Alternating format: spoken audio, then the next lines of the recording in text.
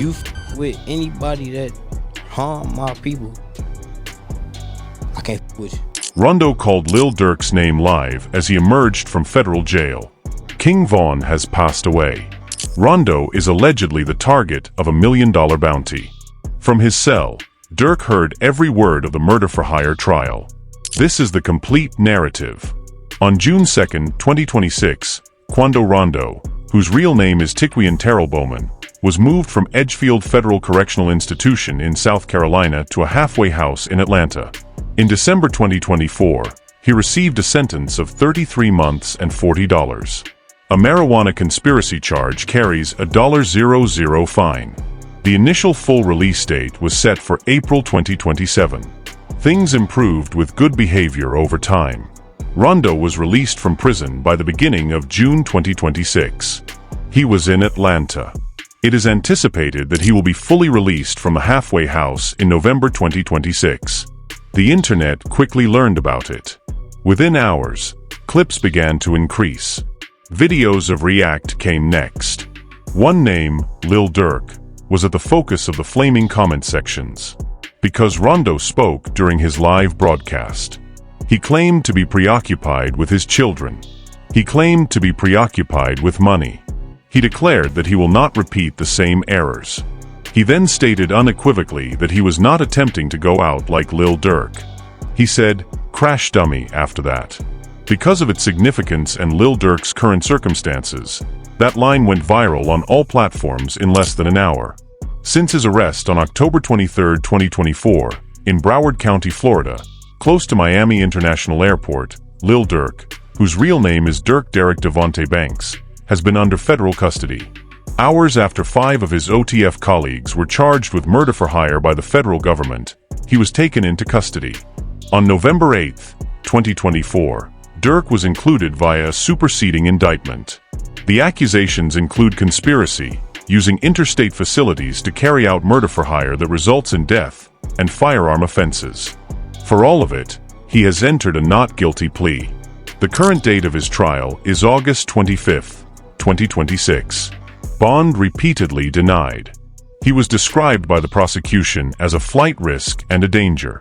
Therefore, Lil Durk was languishing in a federal jail center in Los Angeles with no bond and no opportunity to react publicly, while Rondo was in Atlanta going live, talking about his kids and claiming he wasn't trying to go out like Durk.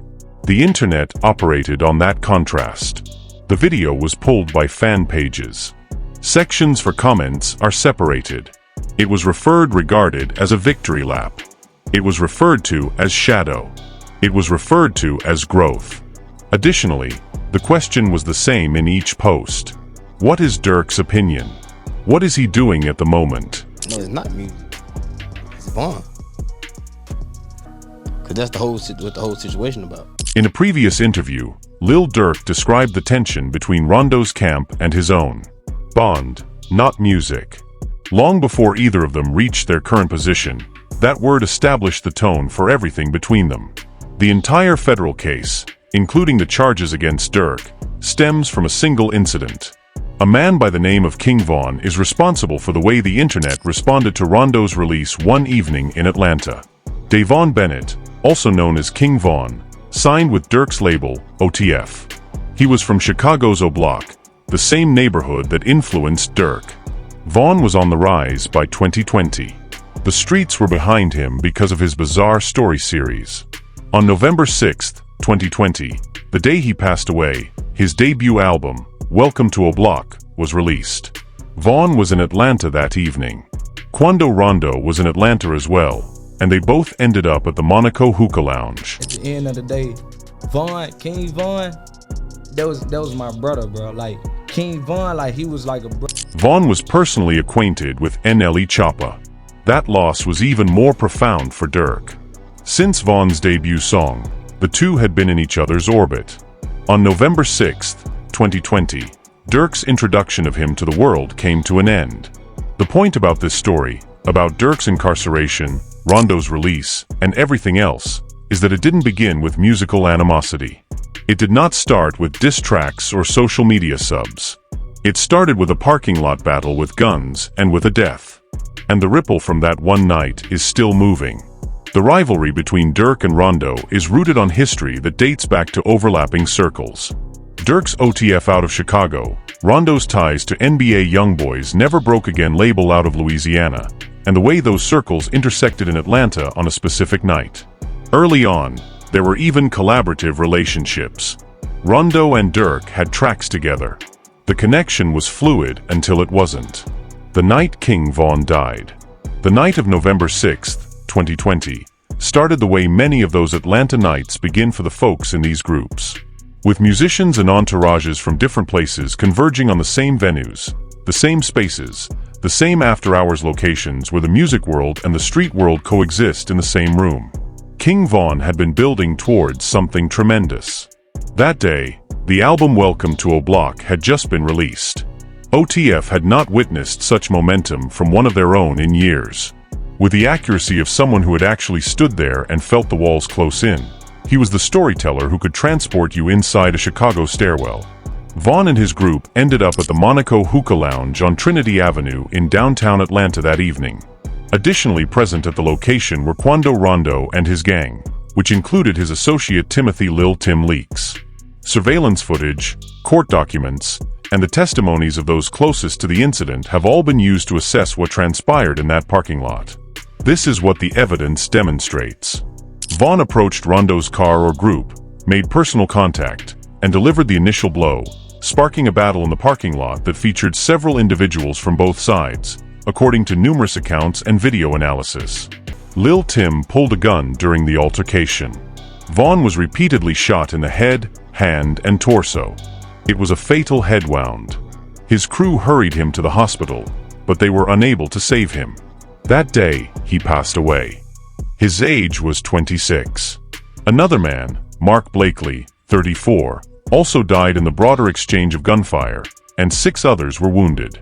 The Georgia Bureau of Investigation stated that off-duty police officers working security at the venue responded and fired bullets to stop the disturbance, but that Von had been injured in the first civilian confrontation, not by officers.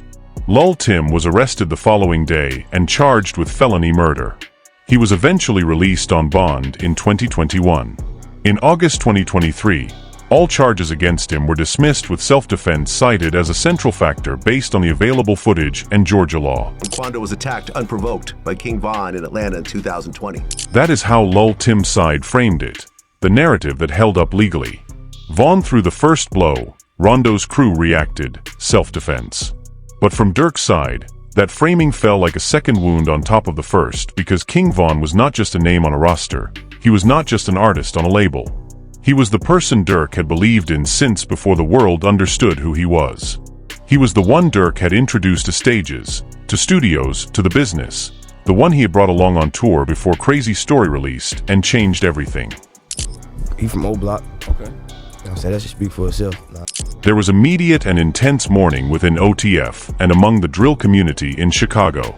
Although there was a great deal of public grief, Durk frequently discussed the intimate aspects of the loss in his music, interviews, and discussions on loyalty and sticking up for those who were no longer able to do it for themselves. My real, first thought, I was happy. You're happy. I was happy. That is Chicago rapper FBG Young, who had a personal relationship with Von, explaining candidly about how he felt at learning of Von's passing. Although it is difficult to hear, such response perfectly captures how divisive Von was throughout his lifetime. In equal measure, he was hated by his adversaries and feared by his people. The emotion suddenly spread everywhere when he passed away. But I was happy as hell when I found out Von was dead. Nigga, I cooked for the hoe. FBG conveyed the same sentiment in a similar manner. Conversely, Durk's entire concept of loyalty was based on the notion that you don't let those losses go unanswered. Durk lost a brother and the person he had developed a bond with. Within weeks of the filming, Rondo released End of Story. He addressed the incident, placed a strong emphasis on self-defense, and used language that many in Von's camp perceived as a taunt. This caused outrage that led to show cancellations, safety concerns, and an environment where Rondo's mobility was actually restricted in some places. King Von underestimated Quando Rondo. One of the individuals who went through these circles and truly cared about people on both sides, NLE Choppa, later disclosed that he had been in Durk's ear following the shooting, attempting to act as a warning. I was the one really in bro ear, like, know what I'm saying? Nelly Choppa wanted Durk to hear another viewpoint. His goal was to end the cycle before it affected more individuals. I don't want to be this person in your ear to be like, know what I'm saying, let this. The person who gave that advice had first-hand experience with these cycles. Someone who knew exactly where unresolved pain, loyalty, and resource access tended to go. Although the advice and intention were sincere, grieving is not always logical. Furthermore, loyalty in the context of Durk and Von's respective backgrounds is not something that goes unnoticed simply because someone you care about instructed you to. Throughout 2021 and 2022, the tension increased. Something was supposedly taking shape somewhere between the sadness and loyalty and the years that went by without a resolution. The music carried it. The streets followed it. For the following 4 years, federal prosecutors would build a case around this. The government claims that it began with a bounty. Blood for blood. West Hollywood, Los Angeles, next to the Beverly Center, August 19, 2022. When Rondo was alive and moving, he was spending his day in the city with those that mattered to him. He possessed a Cadillac Escalade. Traveling with him were his sister and his cousin, Saviaya Robinson. In the music industry, she was also known as Lou PAB. Her age was 24. What transpired at that gas station, according to the federal government, was not random. It wasn't a robbery. It was not a case of wrong place at the wrong time. It was, prosecutors would later argue, the execution of a targeted plan, painstakingly organized, financed, and carried out with one specific individual in mind. 5 individuals were allegedly flown to Los Angeles from out of town to carry out the hit.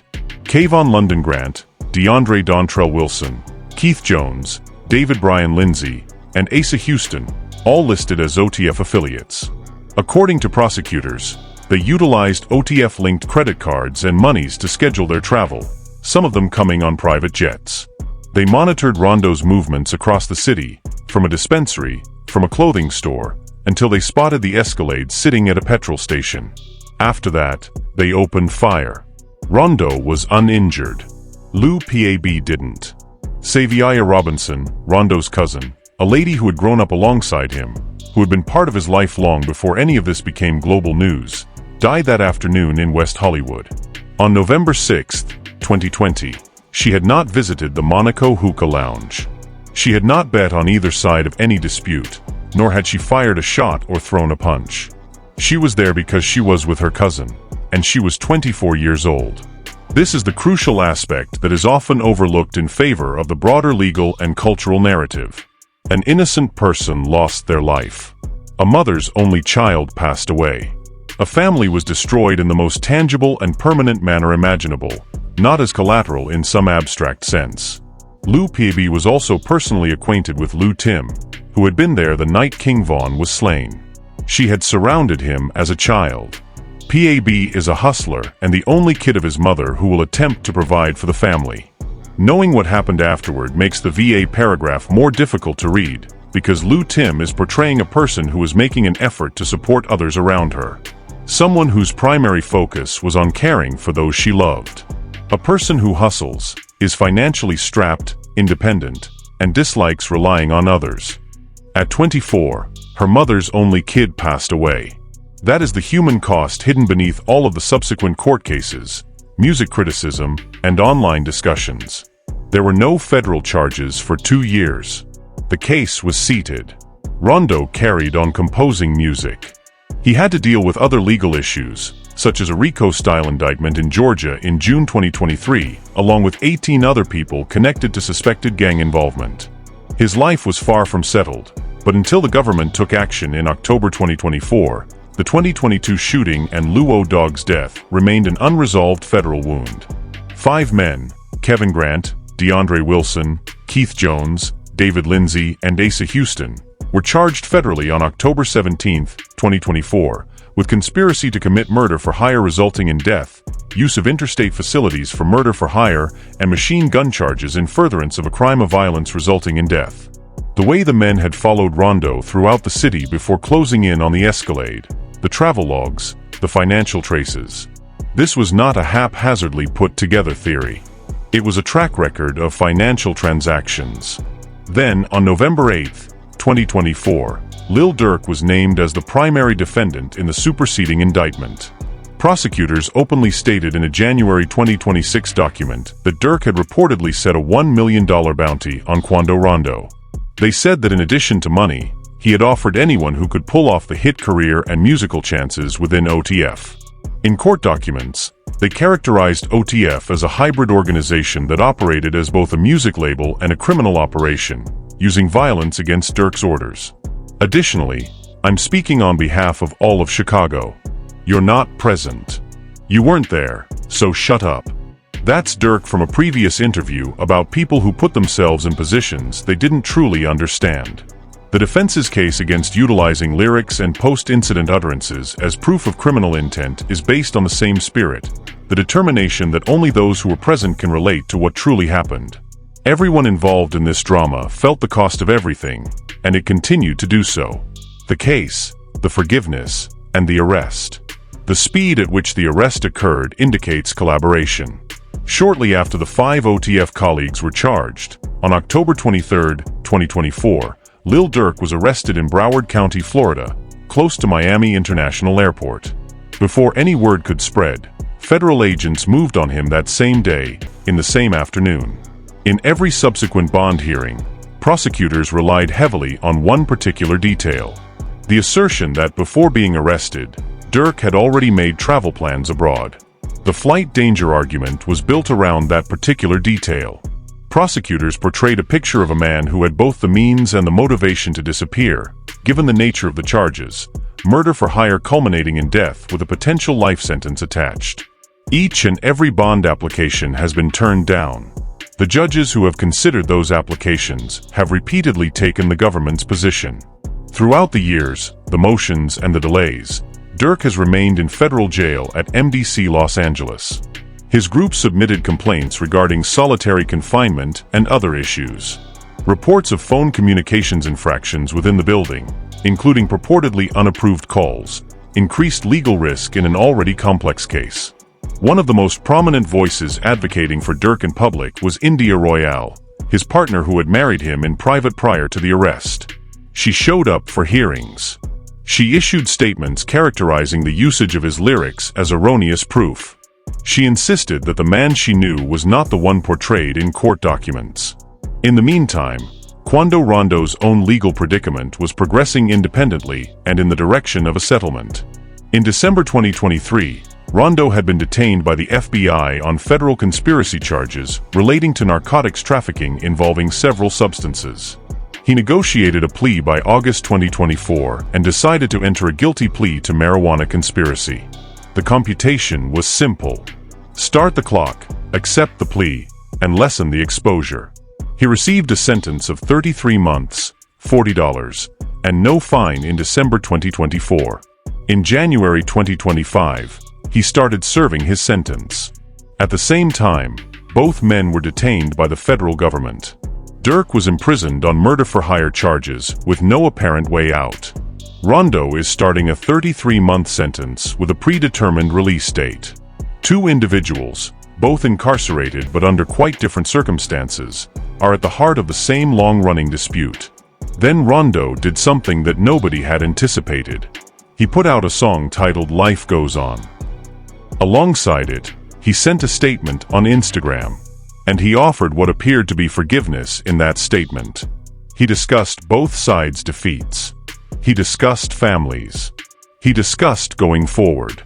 He offered what appeared to be a prayer for everyone involved, including Durk, and expressed what appeared to be a sincere wish to put an end to the cycle. The internet instantly became divided.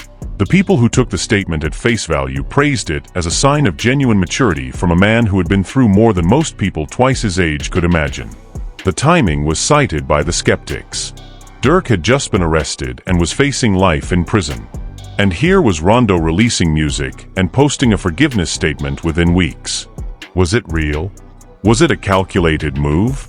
It exists alongside all of it in the same complicated emotional space where this whole story has always lived. The legal machinery continued to grind.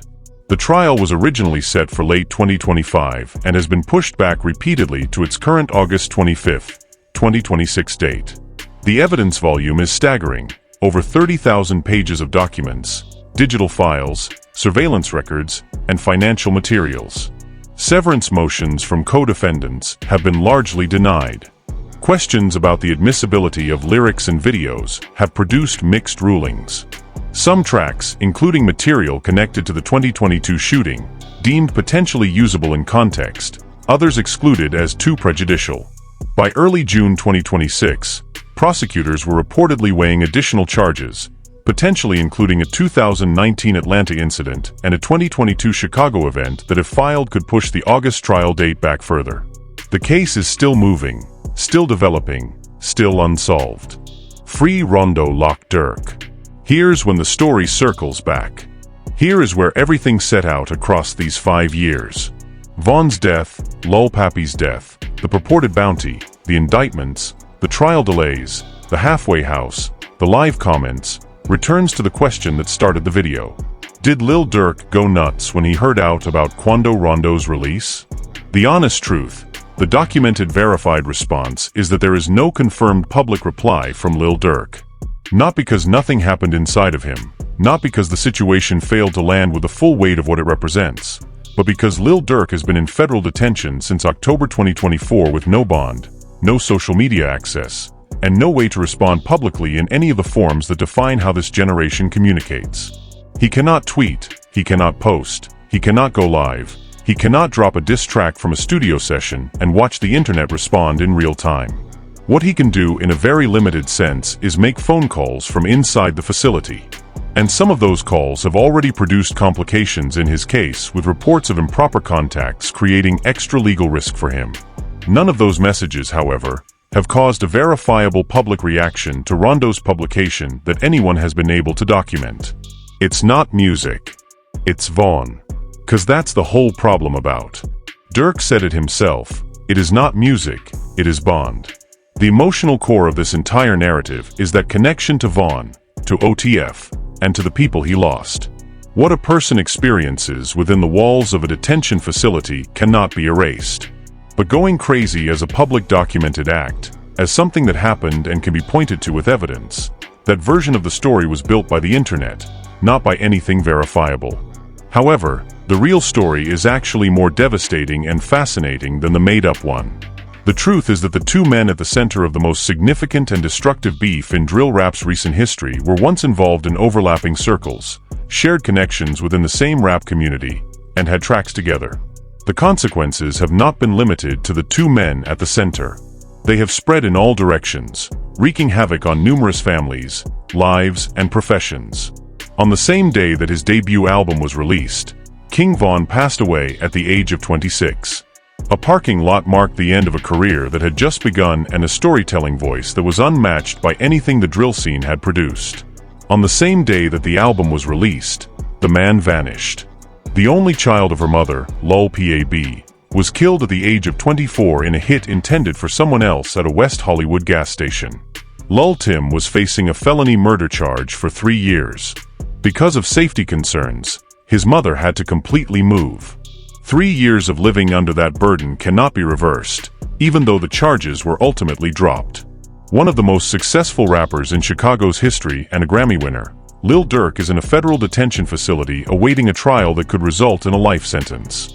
Quando Rondo spent 15 months in federal prison for drug conspiracy, lost his cousin to gun violence, has been the subject of ongoing investigations across multiple jurisdictions, and is now in a halfway house in Atlanta trying to reconstruct something. And NLE Choppa, one of the people who cared enough about people on both sides to try to break the cycle before it consumed more of them, said years ago exactly what this whole story adds up to. Like this cycle we in as black men is a never-ending cycle. From the drill scene's origins in the early 2010s through Von's death, through the 2022 LA shooting, through Durk's arrest, through Rondo's imprisonment and release, this is what a cycle looks like when it runs to completion, and it has not fully completed yet. Durk's trial is set for August 25, 2026, with prosecutors reportedly still weighing additional charges as of early June 2026. The outcome of that trial will answer the next chapter. If convicted on the key offenses, a life sentence is possible. If acquitted, Durk would walk out confronting a world that has been watching his narrative unfold in a federal courtroom for 2 years. You could try to do what you're trying to do, but is you going to be able to go grab your money? Like, is you going to be able to make it back home? Is you ever going to be able to view the $1 million? Like, you could try though. That's Lil Tim talking about the reward that was supposedly placed on his head in the years after Von's death. The defiance in his words stands right next to the realization of what the situation actually was. There had been a big bullseye on his back and on Rondo's. And the person the government says put it there is now sitting in a federal courthouse waiting for a jury to decide how the rest of his story goes. Thank you for watching. If you enjoyed viewing this video, click on one of the boxes playing on your screen to see more similar content.